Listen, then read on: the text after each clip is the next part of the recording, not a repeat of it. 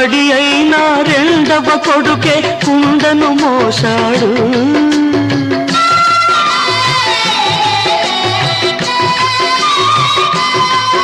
ఏ తల్లి కొడుకు నీ అల్లుడు తానొక భుజమును కాచాడు. రేవడి అయినా రెండవ కొడుకే కుండను మోసాడు. ఏ తల్లి కొడుకు నీ అల్లుడు తానొక భుజమును కాచాడు.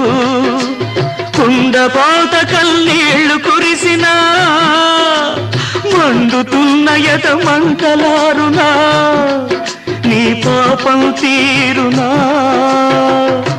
నీ పశ్చాత్తాపమే నీ తల్లికి తర్పణం. ఈ ఆఖరి పయనంలో, ఈ జీవిత యాత్ర సమాప్తిలో